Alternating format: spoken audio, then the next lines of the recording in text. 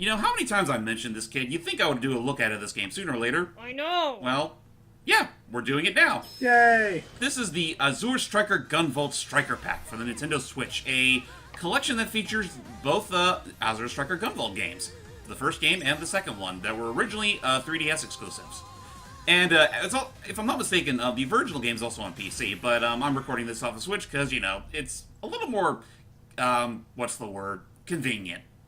And granted, we did try something like this in the past, just scheduling things happened. Scheduling conflictions along with, let's just say that we originally did try doing a commentary of this game back when Becca was still with us.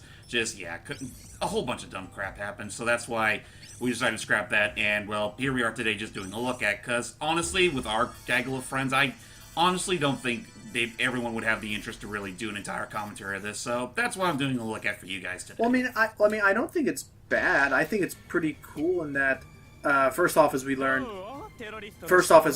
Azure Striker here is voiced by the guy who plays Genos in One Punch Man. Yeah, I still remember how much Becca got a massive kick out of that. Just realizing that, considering we were actually marathoning that show around that time. Yeah. Oh god, that's right. It's forever ago. Is Season 2 already out, or is it still... I haven't checked in a while. I think Season 2 is still in development. Yeesh. Anyway, we should probably talk about that sexy plot for Azure Striker Gunvolt. Well, let's just say, it's kind of a doozy. So, basically in this world where mutant freaks are abound in the form of sexy anime teenagers, one of them has the power to make music. Well, let's just say one of them's a siren of a sort, or a songstress. That power is so strong that apparently it's something of a beacon for other mutant kids like her. Let's just call them adepts in this case, because that's what the game calls them. So some people want to control the adepts, and so they believe that if they use a muse songstress like this chick Lana, what's her name? Lumen. Lumen. If they use her, it will just lead them to more adepts, which means more. There's like a military force at play here. And this guy is a total fucking creep. Bit of a sadist. Yeah, he likes whipping the youngins with his electro whip. Though thankfully that whip has no effect on us. More on that later. Actually, Later. more on that. How Let's about get right to now. Because spoiler warnings, we are the Azure Striker, an electrical kid that they call Gunvolt. Yep, he can absorb and channel that energy. Actually, Bam. In which case, he easily broke out of his chains. I'm sorry. With the cloak and with the ponytail there, I almost thought he was freaking Edward Elric. I did too. In a way, he does look a little bit like him. Look at the pixel. He's like, oh jeez. Oh jeez, I strew with the wrong kid. Oh yeah, and Septimon is pretty much a fancy word for superpowers. Yes. Yeah, this game likes to play around with typical tropes and just call them really fancy, sometimes pretentious names. But Bye-bye. Anyway, welcome to Azure Striker Gunvolt, created by Inti Creates, the same people behind the likes of Mega Man Zero, Mighty Number 9 to a certain extent. Honestly, they've been doing a pretty decent job of keeping the Switch library busy, to a certain extent. Oh, seriously. And among the stuff that they actually released on there, I would say, as weird as this is going to sound, I think the one game I got the most mileage out of is Mighty Gunvolt Burst, which you guys have already seen the look at a while ago. But Gunvolt here is part of a group of mercenaries mercenaries isn't the right word. They're basically a Task force. A task force slash rebellion that calls themselves Quill. Resistance. Well, yeah, Resistance. We'll go with that. Because they want nothing to do with Quill's, or not Quill. They want nothing to do with crap. I'm forgetting the name of the freaking Sumeragi shit. So okay. That's why they're on the scene to come bound and find the muse and outright kill her. Yeah, they don't want they're not wanting to rescue. They don't want her to be used for any reason. They just don't want her to be used for the wrong reasons. So that's why they're here. So yeah, the game kind of just if you're lost, Elite, don't worry. That was me too. This game kind of just launches it right into the plot. Yeah. Which, to its credit, if you're one of those people that don't give two shits about the plot, You could easily skip all this with the press of a button. So what's the gameplay like? So it's a 2D jump and shoot kind of game, but it's not it doesn't play by the same rules. As Gunvolt here, his bullets are actually not full-on bullets. They're actually supposed to be tags. You tag them onto an opponent, and then you use your flash field or whatever it's called to. It's kind of like a conductor. Like it pretty much zaps anything that you tagged. Which I think is cool. You can shoot, basically, yeah, you shoot copper bullets, and then your own powers finish the job. It's honestly makes for probably some of the more fast-paced gameplay you'll ever find in this genre. At least until Burst came out. Yeah, well, Burst is a little more by the numbers, so that's kind of why I don't mind it there. Whereas here, they're pretty much going into its own thing. Now with our own power, we're going to activate this elevator, but we don't have to stop just there. We can just put this thing on full throttle. Whee! Oh yeah, I guess I should ask. I noticed that as you were shooting it, each consecutive shot changed the lock-on reticle somehow. Yes, you can actually stack how much you tag your opponent. At most, you could probably tag them up to 3 times with your default weapon. And in doing so, the more times you tag them, the more powerful the more that'll shock them. Okay, you'll fully recharge. And another cool thing is that Gunvolt also has this sweet power where you can actually recharge yourself. Because, unfortunately, if you use too much of your power, you will overheat, and it'll leave you somewhat vulnerable. But with in double tapping down on the D-pad, you can pretty much rectify that almost immediately. And there's no downside to doing that, even in combat? Not really, no. You just waste a little bit of time is all. At least for a split second. And of course, timing is of the essence in this game, like as I'm showcasing right here. Because good old Gunvolt, much like Mega Man X before him, has a sweet dash maneuver. Okay, recharge. Uh-oh, yeah, I just realized I'm getting pretty low. There we go. Okay. What? Away.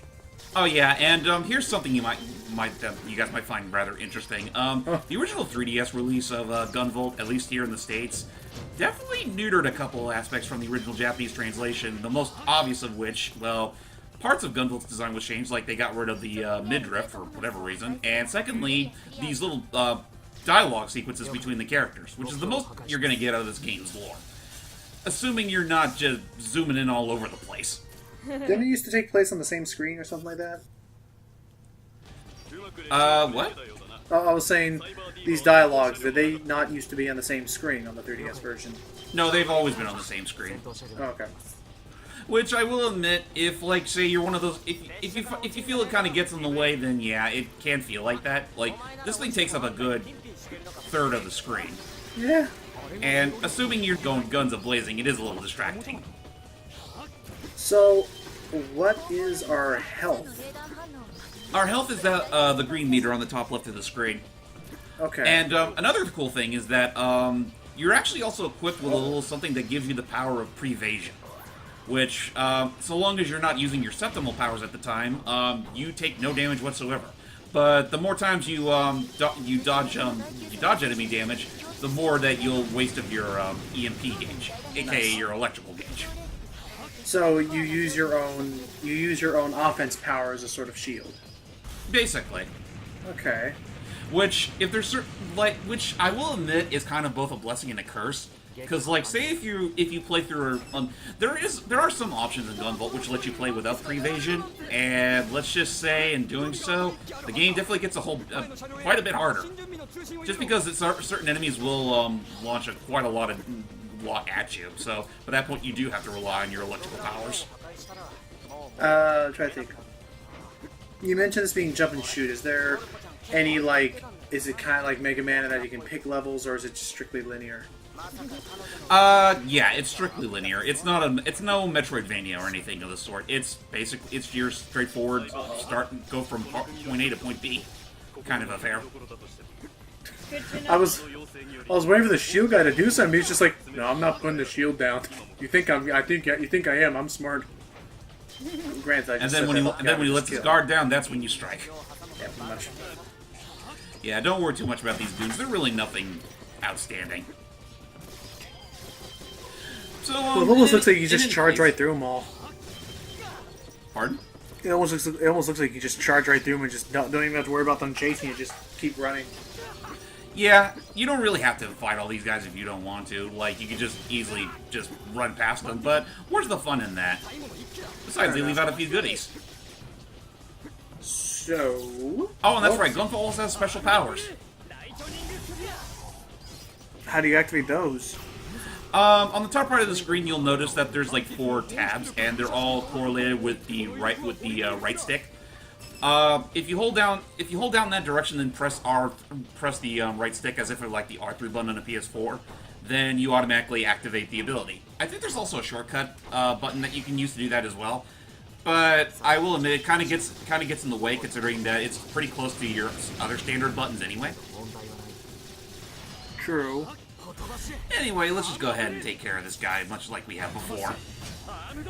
And the cool thing is the more that you level up, you actually do gain a few more powers on top of that. Like you get the Lux Caliber, which is like this gigantic sword, and you can also there's actually a power you unlock later that lets you heal yourself. Wait, so are there RPG elements? Very loose RPG elements, yes. The more baddies you take out, the more you gain score, I guess, and that's how you level up. Okay. Which I guess in a similar way which in a way isn't too dissimilar to Super Paper Mario, where, well, the more score you gain, the more you level up. Okay. Assuming you weren't the poor bastard that tried to exploit the one-up trick. Yeah, they don't take too kindly to that. Nope. Never have I seen a game where you actually lose experience points just doing your normal grind. Yeah, that was the thing, see, I think we talked... So you know about the one-up glitch in Mario where if you jump up on a Koopa, like when it's on the steps, it'll just be an infinite loop? In Super Paper Mario, you start doing that, and sure, your points are going up, but it actually... Like, the game... It's not just for that specific instance, I realized. What's wrong? Why can't it be Lumen? You knew Because it's not just Lumen, it's a little girl. Aww. Wow. Kind of reminds me of Celia in a way with the hairstyle. Aww. Why do we have to kill this thing? Sort of. My hair's a bit longer than that. Why do we have to kill this thing? Because she's the one that's She basically she has septimal powers herself, and she's the one who can. Oh, hi. She's the one with the power of Lumen. So that thing that we thought was the Muse, that's actually not the real Muse. That is okay, fine. It's a JoJo reference. It's basically like her stand. The girl herself is creating this like manifestation, this avatar of her. Basically. But yeah. Anyway, what was I saying earlier? Yeah, so the Super Paper Mario actually has programming to account for. It will not let you bounce on any enemy. It will not let you create a chain of bouncing on enemies too long, otherwise you'll start losing points. You'll actually get like negative 100 points, negative 1,000. Which especially means if you try to do that Koopa trick, yes, no, and then it just all goes down from there. And yes, So- if you did that, you could do a level 1 route if you wanted to. Yeah, assuming you were daft enough to do something like that in the first place. Oh yeah, by the way, plot twist / betrayal. In a sense, yes. Instead of killing the girl, Gunvolt wants to save her, and of course, this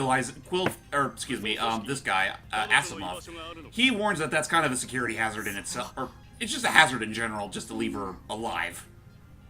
We have to follow orders. Ooh, jeez, don't need to be so. There's so much you can still live for.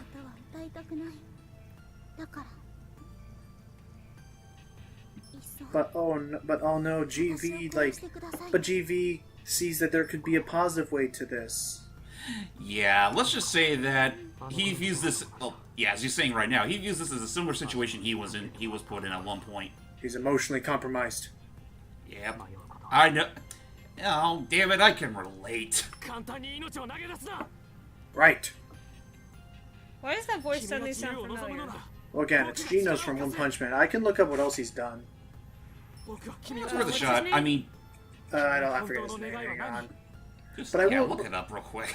But I will say, while we're talking over this dialogue, unfortunately, what's happening here is that what's happening here is that we are going to be admin our decision, and unfortunately to our sheep squadron, who were once on our side, we are now loose cannon. Yeah, we're basically quitting Quill.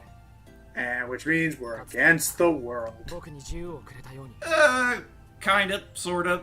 By the way, if you want to try this game out for yourself and have not yet had a chance to do it, it is available on Steam as well.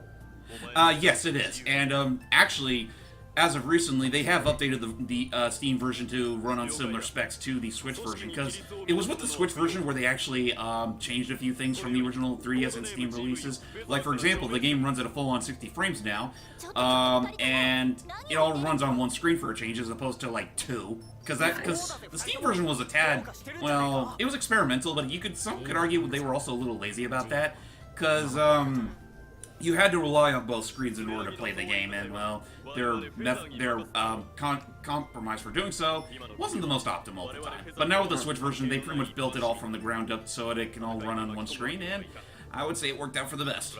Also, oh my gosh, I just now realized why else Gunvolt's voice sounds familiar. Why? He's Tenya from My Hero Academy, aka as I've nicknamed him Sonic like Turbo or whatever. Wait, what? You've seen My Hero Academia, didn't you, James? Yeah, but which character are you talking about, though? The guy who I can't remember his actual superhero name, so I just nicknamed him Turbo, the guy with engine legs. Engine with the glasses. Oh, shit. Yeah, huh. I just nicknamed him Turbo, but yeah, he's that guy. Anyway, What's for his you, name? his name is Kaito Ishikawa. Looking into things you may remember while we look over this, while we apparently glance over this very emotional, like, reunion happening here that you don't care about. I guess so. I mean, that's also kind of a reason why I decided to just make this a look at, because, I mean, I like this game enough where I would have wanted to do it as a commentary, but I'm aware that the whole... Thank you. Yeah, I'm skipping over an exposition cutscene that's There's talking a about, lot like... of dialogue, yeah. Basically, it was all... The most you're missing out on is exposition on how the world works, how Sumeragi came to be, what adepts are, yada yada yada. And Sealy, you probably aren't going to recognize the frickin' guy from anything, because apparently he hasn't voiced in anything since before 2012, and you're strictly a retro person. Huh. Oh, Yep. well. So, any user? It is what it is, but yeah, no, like, the Gunvolt series, like... As far as I'm concerned, they got a lot of prolific Japanese actors. I mean, obviously, we got Geno/Turbo Legs guy. I wish I could remember his name. Yeah. So, they named him Tenya. Apparently his name is Tenya, but I feel like he should have a cool superhero name, so I just call him Turbo. Tenya, okay. But yeah, Tenya, Genos, apparently he was in a couple Pokemon things, but yeah, I can't think of anything else off the top of my head. He was in a freaking episode of Pop Team Epic, because everyone was involved in that thing. Oh, fucking course. Anywho, oh yeah, by the way, want to know something rather funny? We technically left Quill, but now, well, the only way we can earn any money is pretty much becoming a mercenary, and most of our contracts are with them. So essentially, all we've really sacrificed is our rank. Yeah, that's all we really sacrificed. Otherwise, we're still getting paid, and at least we got a roof over our head. They just, I mean, I like that. It's like. I actually like that, because it's like, to them, it's just business. Like, they don't actually want to hunt us down and the Muse. They're just like, alright, but we're just disassociating ourselves now. Whatever consequences you wreak are now yours and yours alone. But we still have some friends. Of course. We still got friends on the other side. But, yeah. Honestly, I don't even know how to follow up with that, but, What is even going on anymore? It's just banter and small talk and being teased. And honestly, when you stop and think about it, the whole us. thing with Gunvolt here is actually not too dissimilar to Samus Aran, because I know the games tend to make a big deal about her being a bounty hunter, but when you stop and think about it, she gets all of her contracts from the Galactic Federation, like no other contracts as far as I'm concerned. She may as well be a mercenary, much like Gunvolt here. And she keeps helping them, despite the fact that they keep wanting to muck things up. Yep. With their own weird ways. Yep. And honestly, don't take it too much to heart, but Quill is actually not too dissimilar in that regard. I mean, they're not all that bad, but let's just say right around the end, you start to realize that, just... There are just Is that our continue system explained? Yes, that is a continuous system explained. So, what is Lumen and Jules' relationship here? Because it's like, at first I was thinking this was like an Avatar thing, but Lumen very much seems to have a mind of her own. Yeah, let's just say that she just created her own friend. She created her own imaginary friend, and this is what it looks like. Aww. Though there's definitely more to it than that, and Gunvolt 2 definitely elaborates on certain aspects. And it also assumes that you got the best ending of this game, in which case, I do plan on doing Gunvolt 2 for the channel as well, but I am skipping all the story bits because they're heavily spoilerific. Which is fair, and I'm assuming the gameplay is what really is, but yeah, the gameplay is what I'm going to focus on in that game, especially considering it added another playable character into the mix. One that I know a lot of people have compared to the likes of, well, you know, Mega Man. Also as opposed to Jewel and Lumen, it looks like it was explaining it like Jewel is kind of socially anxious at times, and whenever that happens, Lumen decides to just kind of take over for a little bit to try and chime in. And, like, they both share the same heart, the same feelings. Just one of them is a lot more outgoing than the other. Mm-hmm. Okay. You could call her something of a second opinion. So now we come to our main basis of the game, where now you have access to six levels, all being hosted by one of Sumeragi's goons. Wait, you said this wasn't like Mega Man, and that this was strictly linear. I very much see a Robot Master Select screen when I see one. Okay, in all fairness, I kind of confused what you meant with, like, a Metroidvania as opposed to being, well, the specific Mega Man effect, right, sorry. where yeah, not that. you pretty much choose whichever level you want when you want. The levels themselves are still fairly linear. It's just that, yeah, you do have a choice which one you want to do first. And also, this game has a challenge system, which you take a challenge and you accept it, you complete it, and you get the reward in the form of those little doodads that you'll need in order to build some of your upgrades. How many active missions can you have at a time? I want to say 3. Yeah, you can select up to 3 at a time. Oh, okay, I see then. Okay. And I will just say real quick, I know I won't be showing this off too much, but one thing I really do not like about the Gunvolt series is how it handles weapons management. In that, well, okay, item management is more so what I should be talking about, because there is a shop, and you can buy all sorts of neat upgrades, like being able to double jump, dash in the air, among other things. And in order to actually get those upgrades, not only do you need a certain amount of this game's currency, you also need a certain amount of whatever items or whatever that are required to build it. So crafting materials. It's less of shopping and more of just crafting materials in general. And in a game where most of those items are pretty much obtained by pure freaking luck, it sucks. Yay for grinding. Yeah, I mean, to the game's credit, they're not really required. Like, they do definitely make things easier. Mm-hmm. But you can go through most of the game with just your basic, jump and shoot capabilities. Okay. So before we end off our look at, I do want to at least show off one level, and the one we're going to be showing off is from. We're inside. Sorry guys, I will be right back. Okay. Okay. So the level we're going through right now is we're pretty much going through an underwater facility that is home to probably one of the most prolifically, I don't give a fuck kind of operatives you'll ever have in a group of killers. All right. Who's so indifferent to his role that literally his special attack is called the Lazy Laser.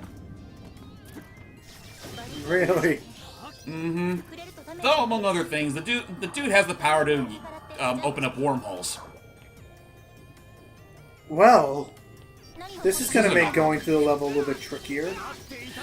Yeah, that doesn't seem the least bit annoying, and I love how they're smack talking us even though I've already killed all of them. Thank you, cutscene progression. So this is going to be interesting to see then. Yes, it will. But so how is the level design itself? Because I mean, granted, assuming I get it was trying to be like the Mega Man X prologue thing, but that first stage was very much linear. How about the actual stages themselves when we're going around them? Jeez. Most, if not all, the levels are still pretty linear. I can't think of too many instances where the paths, like, there's like an obvious fork in the road. But there are a few little goodies you might find along the way, one of which is, well, the game just calls it a jewel, though like, it's pretty much like a gem or whatever you collect. They're pretty much your main story-related collectibles. You're not required to get them on the first go, but let's just say that they're your means of getting the best ending of the game. Huh.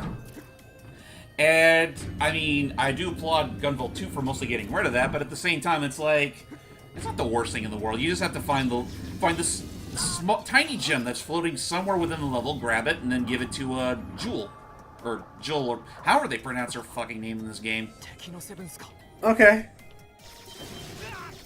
But, actually, that's another thing that we kind of glanced over, is that, one thing about the Gunvolt games is that, one of the features of it is that you can actually, well, talk to your side character. Like, in this game's case, it lets you talk to Jewel whenever you want, and, well, it's mostly just flavored text or just characters just mingling along or whatever. And in doing so, well, the game says that you are closer with what's her name, and it's more than just added fluff and flavor text. It also serves something of a gameplay purpose. Really? If you do talk to a character, if you do talk to Jewel before the mission, then you actually do gain a perk for that level, where if you die, you get rejuvenated for a limited time. Oh, just because she's happy with you. Mm-hmm. So basically her powers, well, she pretty much sends her power over to you, and that's how you get revived. Which is definitely a blessing in certain cases. So now, okay, so I guess with all these septics going everywhere, besides us and Jewel, are there any other good septics besides us? Septics, sorry. In this game, no. You're pretty much the only one. You're pretty much the only septimal character that's actually worth being. But it should also be said, I won't be showing him off in this look at, but there's another character in this game named Copen, and he's pretty much your main rival of the game, and obviously this game's biggest parallel to Mega Man, because his main gimmick is that he actually does steal the powers of all the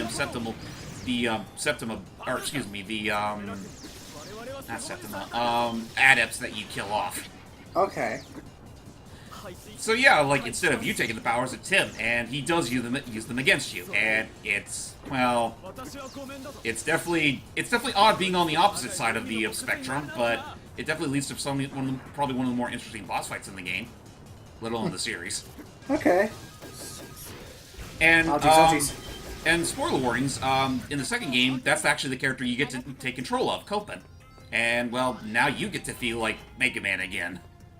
So we don't get to play as GV? No, you get to play as GV. Gunvolt 2 actually gives you control of both characters, and they expect you to play with both characters if you want the best ending. Oh yeah, another interesting thing is that every once in a while you do have your usual enemy gauntlet, but there is a way of prematurely ending it. Oh? In doing so, you pretty much have to blow up the siren, well, once you do that, then it's all over. Wait, was that Celia? Is she back, or? No, I think that's just the character. Oh, it must have just been our debriefing lady. Yeah, it was the debriefing lady. But that said, kind of a shame because she's gonna miss out on the boss. Oh, we made it. Maybe she won't. Only time will tell. But anyway, here he is. Looks like the wormhole guy got tired of us. Yeah. But yeah, he's just one of those I don't give a fuck kind of people. I just want to go home and play some fucking Realms of Robocraft. But you won't just die. Yeah. Actually, that's another thing. The translation for Gunvolt is certainly an interesting case, because the very original English translation for the 3DS release, let's just say it tried too hard. Like, for example, they tried to get past swearing and make some like alternatives, like what the gack or shit, whatever stuff like that. Oh. And I've noticed they also were a little more blatant with some of the references. Like again, Merrick here, that's his name. He's just being all, God damn it, man! I just want to go home and play some Realms of Robocraft. Wait, so this is his true form? Yeah, that's his septimal form. What is our septimal form? Well, what we're using is our septimal form. Oh. It's kind of weird to talk about Sumeragi's own adept because I don't know how to properly explain like why they have the two separate forms. Like the most I can gather is that apparently they get this alternate form from a weapon that's called the glaive, and it's like it's just this random sword artifact that pretty much gives them better use of their powers or whatever. Enhances them? I mean, I guess so. I mean, again, it's really hard to explain because it's like it's one of those parts of the plot that it's pretty easy to gloss over. Now, I think it'd be cool if you could shoot in. I think it'd be cool if you could shoot into the portals and be able to tag them that way. That would be pretty cool, not gonna lie. But at the same time, so long as you just tag them, then that's all you really need. Alrighty. And once they get to their third portion of the level, they have their own special. The lazy laser where he doesn't even have to bother aiming it, he'll just make portals to try and aim it at you. I mean, it's efficient. Yes, it is. Those sons of glitches. Oh, fuck. Oh! Thank you, Lumen. Anthem! With her power, we've been revived, and we have unlimited EMP, so we can just go nuts. But we don't get to hear the actual song itself. Oh well. Huh. Actually, wait. Technically, it's supposed to. Maybe it's just. Yeah, I probably just didn't hear it. We did it! Yeah, we took him out, and his glaive is, well, done. So what happens to the Septima now that we've destroyed it? All I know is that later on in the plot, Copen does find a way to get to grab them and utilize them. But otherwise we don't really care because we don't even know who a Copen is. So our job's done. Okay. Well then. That's just 1/6 of our objective, taken out right then and there. And is the game much longer past that point? Yeah, it is. Okay. It pretty much follows a similar pattern to that of the Mega Man games. In fact, I would honestly say this game's length isn't actually that far removed from Mega Man 1. Oh, okay. But yeah, that's pretty much where we'll end off our gameplay. Okay, but I mean... Oh, and that's right, Zeno here. He's pretty much the cheeky member of the Quill. He's giving us some information regarding our a weapon we just obscured, the Naga. It's basically just another module for your gun. Now with the Naga. With the Naga, we can now basically our method of shooting tags has changed. Okay. And, well, honestly, I couldn't even begin to tell you what exactly it is, because, like, I mean, it would be easier to say if I was playing this game right now, but it's like, I recorded this footage a little while ago, so... So does it, like, change the shot angle of our, It basically gives us more opportunities to tag. Okay. Because originally we can only shoot, like, 3 tags at a we can only tag 3 enemies at a time, or, tag 3 times at a time. Mm-hmm. You get what I mean. Now we can do it like 5 times. Okay. So that's helpful anyway. Oh yeah, and now to end off this look at, I am showing off one of the optional conversations with Joel. Uh-oh, she's holding a video game. I wonder what it is. That retro game that Zeno left here. You play as some dude who makes hordes of girls swoon and stuff. No. No, Zeno. It's a shooting game that you wouldn't want Mom to see. Joel. Oh, damn, I wish Seeley was here to see this. Left it here. Don't touch it. It's not mine, I swear. Thank you, NT Creates. Oh no, she already played it. Oops. And apparently she really liked it. He hooked me up with the sequel if he has it, but it wasn't a sequel. Yeah. Okay. So yeah, needless to say, NT Creates does have a thing of incorporating cameos whenever it feels like. I mean, again, you saw in our... Welcome back. Oh, wow, Seeley, you just missed probably the most hilarious portion of the look at. Well, we had a boss... we had a boss who his whole thing was that he was on a mech that was on a recliner chair, basically, and his super powerful weapon is called the Lazy Laser. And then also later on when we were talking to Jewel, Zeno, the big the brash the cheeky member of our group, and he left a game behind, and Jewel was playing it, and apparently, and I'll just describe it to you, it was a game where it's a first-person shooter where you're trying to make girls swoon and stuff. It's exactly what you think it is, Saley. Figures. Meanwhile, Jewel's like, I liked it. Apparently. I mean, I would... Anyway, ladies and gentlemen, we're going to go ahead and stop there for our look at on Azure Striker Gunvolt for the Nintendo Switch. Like I said before, I did also record the sequel ahead of time, and we will be recording that sooner or later, and I promise it will not be nearly as long as this. Okay. Ooh. And hopefully by the time we do that, my commentary won't be as awkward as it was here. Till next time, everybody. Bye. Bye-bye.